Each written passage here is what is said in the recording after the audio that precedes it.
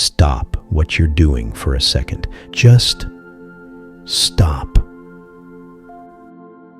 Right now, this exact moment, there's something happening inside your head. A voice, talking, commenting, judging, planning, worrying. It never shuts up. And if you're like most people, you think that voice is you. You think you are your thoughts. But what if I told you that's the biggest lie you've ever believed? What if that voice, that constant mental chatter, is actually the bars of a prison you didn't even know you were trapped in? Every single day, your mind replays conversations that already happened. It rehearses conversations that might never happen. It analyzes every mistake. It worries about every possible future disaster, over and over and over. Psychologists call this rumination. I call it mental prison. And here's the thing nobody tells you. You're not supposed to be the prisoner. You're supposed to be the warden. By the end of this video, you're going to learn how to step out of that prison cell, how to observe your thoughts instead of being drowned by them, how to find the version of yourself that exists beyond the noise. This isn't some mystical concept. This is neuroscience. This is psychology. This is the most practical mental tool you'll ever learn. So if you're ready to break free, let's begin. First, let me show you how deep this prison goes. Close your eyes right now, just for 5 seconds. Go ahead. I'll wait. What happened? Thoughts appeared, didn't they? Maybe you thought, this is awkward, or why am I doing this? Maybe your mind jumped to what you need to do after this video. Maybe you remembered something from yesterday. Here's the crucial part. You didn't choose those thoughts. They just appeared, like pop-up ads in your consciousness. Now let me ask you something deeper. How many times today have you replayed a conversation you had last week? How many times have you rehearsed what you're going to say in a meeting tomorrow? How many times have you analyzed something you did, wondering if you made a mistake, if people judged you, if you should have done it differently? This is the loop. This is the prison. And the worst part? You're both the prisoner and the guard. Your own mind has locked you in, and you're standing outside the cell with the key, but you don't even realize you're holding it. Let me paint you a picture of what this looks like. It's 2 a.m. You're lying in bed, and your mind is running a highlight reel of everything embarrassing you've ever done. That thing you said in 7th grade, that email you sent last Tuesday, that moment at the party when you stop, or it's Monday morning. You're at your desk, you have work to do, but your mind is already 3 steps ahead, worrying about the presentation on Friday, the difficult conversation you need to have, the bills that are due, the relationship that's struggling. Or it's a Saturday afternoon. You should be relaxing, but your mind is replaying Friday's argument with your partner. Every word, every tone, every expression, analyzing, reanalyzing, coming up with better responses you should have said. This is rumination, and it's not just annoying, it's dangerous. Because when you spend your entire life trapped in your thoughts, you stop living in reality. You miss the sunset because you're worrying about tomorrow. You miss your child's laughter because you're replaying yesterday. You miss the present moment, the only moment that actually exists, because you're imprisoned in a mental timeline that's either already dead or hasn't been born yet. And here's what's truly heartbreaking. Most people spend their entire lives like this. They never realize they're in prison. They think this is just how life is. They think anxiety is normal. Stress is inevitable. Mental exhaustion is just part of being an adult. But it's not. It's not normal to be held hostage by your own mind. It's not inevitable to spend every waking moment analyzing, judging, worrying, replaying. There is another way. So here's the question that changes everything. If thoughts just appear in your consciousness without you choosing them, then who is the you that's aware of those thoughts? Think about it. When you notice yourself thinking, there's a part of you that's noticing.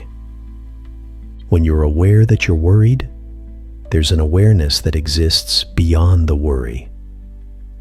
When you catch yourself replaying that conversation, there's something that's catching. That's the real you. Not the thoughts, not the worries, not the mental chatter. The observer of all those things. That's who you truly are. Let me give you a metaphor that will change how you see your mind forever. Imagine you're standing on a bridge. Below you, there's a river flowing. In that river, there's all kinds of stuff floating by. Leaves, sticks, maybe some trash. Sometimes beautiful flowers. Sometimes logs that could sink a boat. Now, most people, they're not standing on the bridge. They're in the river. They're grabbing every piece of trash that floats by. They're clinging to logs. They're being swept downstream by the current. They're drowning in debris. That's what happens when you identify with your thoughts. You become them. You believe them. You fight them. You're controlled by them. But when you learn to step onto the bridge, everything changes. Suddenly, you can watch the river flow. A negative thought floats by. You don't jump in and wrestle it. You just watch it pass. An anxious thought appears. You don't panic. You just observe. Ah, there's an anxious thought. An angry thought shows up.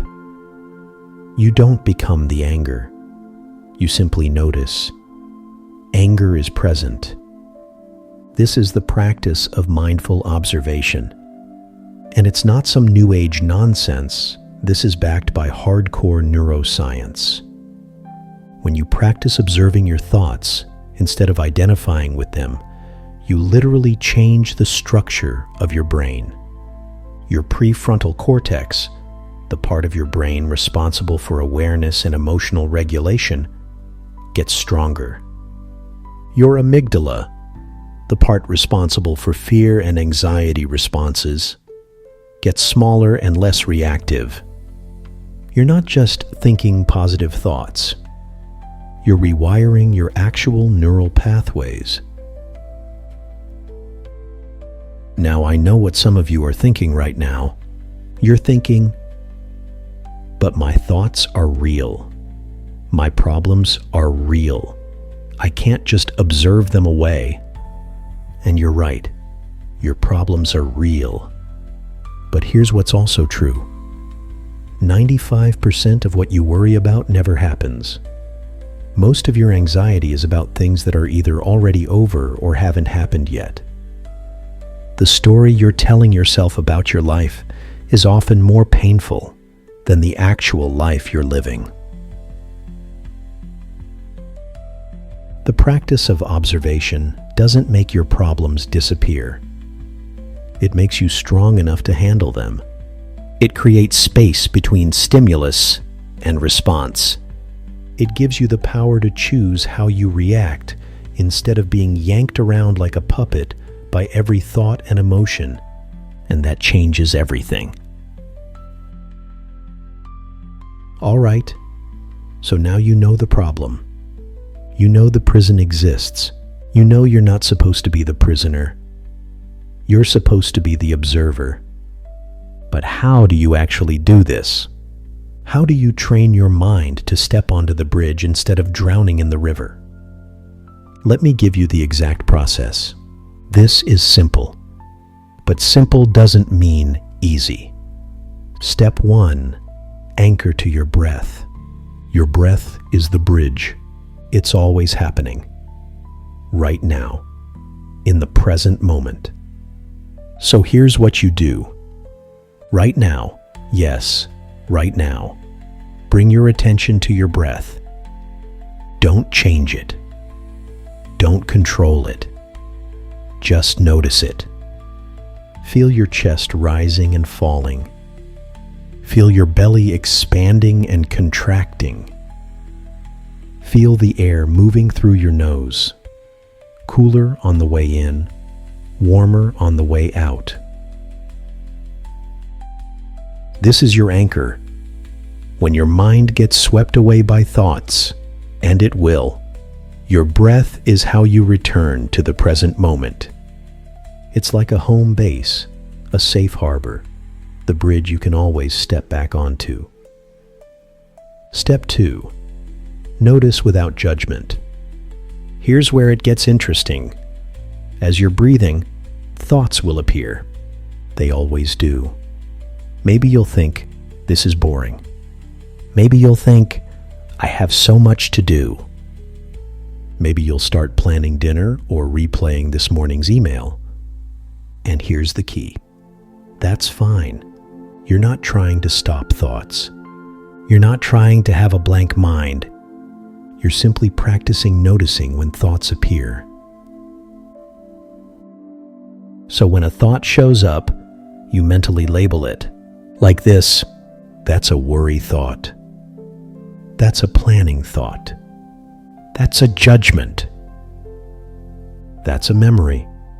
You're not engaging with the thought. You're not analyzing it. You're not trying to fix it or change it. You're just noticing it. Like a scientist observing an experiment. Like a security guard watching people walk through a building. Like a witness in a courtroom. No emotion. No judgment. Just observation. Step 3. Return to the breath. This is the most important step. After you notice the thought and label it, you let it go, and you return your attention to your breath. The thought will try to pull you back in. Your mind will say, but that thought was important. You need to think about it more. And you'll gently respond, maybe, but not right now. And you'll return to your breath. Again, and again, and again. This is the practice. This is how you build the muscle of observation. Now let me be honest with you. The first time you try this, it's going to feel impossible. Your mind will rebel. It will throw every thought, every worry, every fear at you. It will try to convince you this is stupid, this isn't working, you're wasting your time. Good. Those are just more thoughts. Watch them pass too. Think of it like training for a marathon. The first time you run, you might make it 2 blocks before you're exhausted. That doesn't mean running is impossible. It means you're building a muscle that hasn't been used. Your observation muscle is the same way.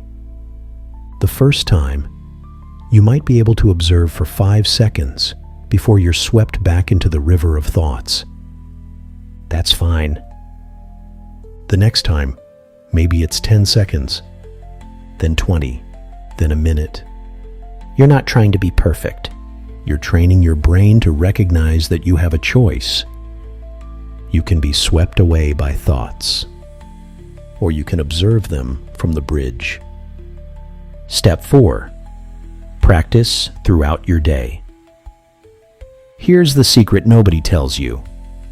You don't need to meditate for an hour a day to get the benefits of this. You can practice this anywhere, anytime. Stuck in traffic? Notice your breath. Observe any frustration that arises. Return to breath. In a difficult conversation, notice your emotional reactions. Label them. Stay present. Lying in bed at 2 a.m. with racing thoughts? Breath. Observe. Label. Return. The more you practice, the more automatic it becomes. Eventually, you don't have to try so hard. The observer mode becomes your default. And that's when your life transforms.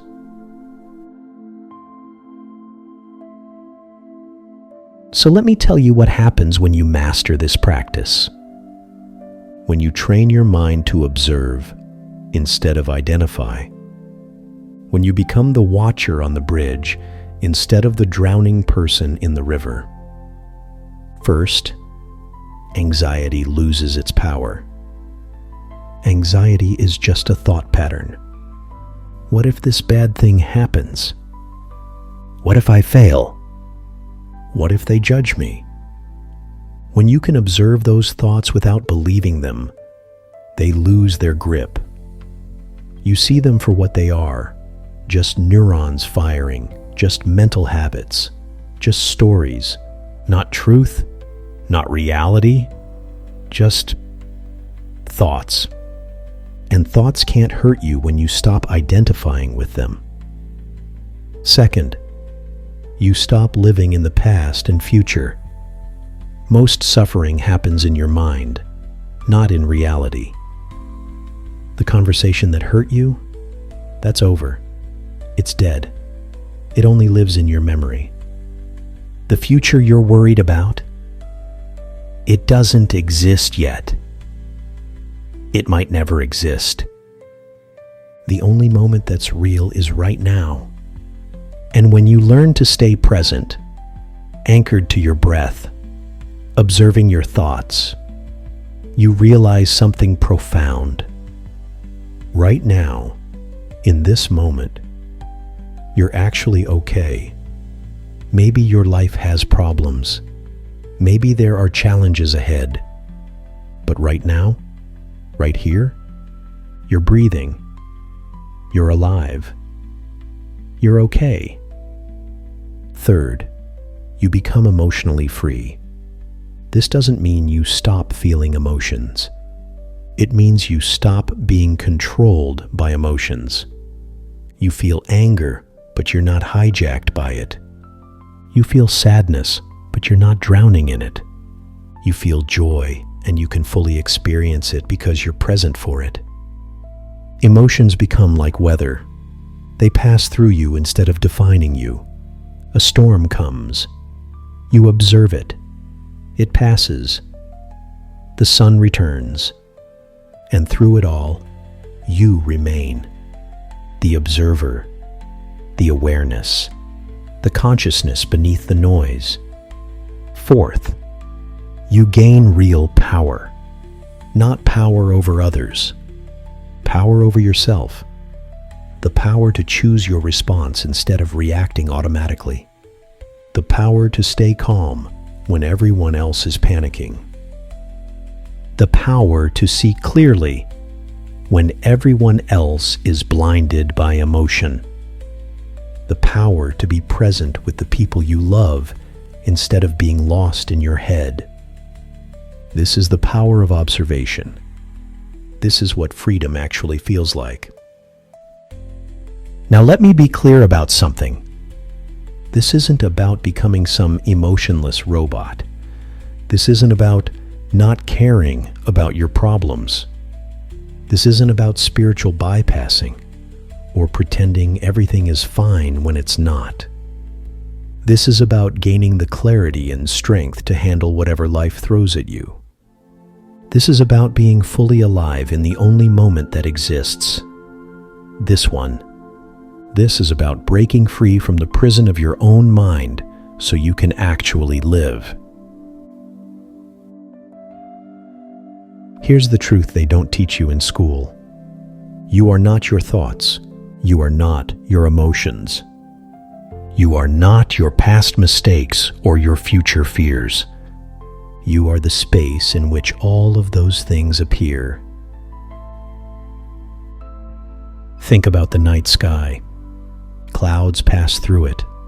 Rain falls. Lightning strikes. The sun rises and sets. But the sky itself, the space itself, it's unchanged, untouched, always there. You are that sky. Your thoughts are the weather. And once you truly understand this, not just intellectually but experientially, you become unstoppable. Not because nothing can hurt you, but because you know that whatever appears in your awareness, it will also pass. That painful thought, it will fade. That overwhelming emotion, it will subside. That impossible problem, you'll handle it one breath at a time. Because you're no longer the prisoner. You're the awareness observing it all. And that awareness, that consciousness, that's indestructible. Jobs end. Relationships change. Bodies age. Circumstances shift. But the observer, the witness, the awareness behind your eyes, that's always been there. That's always been you. And that can never be taken away. So here's what I want you to do after this video ends. Find a quiet spot. Set a timer for just 3 minutes. Close your eyes. And practice. Feel your breath. Notice your thoughts. Label them. Return to breath. 3 minutes. That's it. Then tomorrow, do it again, and the next day, and the next. Not because you're trying to achieve some perfect meditative state, but because you're training your mind to remember you are not the prisoner. You are not the thoughts. You are the space, the awareness, the observer. The voice in your head will never fully stop talking. That's okay. You don't need it to stop. You just need to remember you don't have to listen to everything it says. You have a choice. Every moment, every breath, every thought, you have a choice.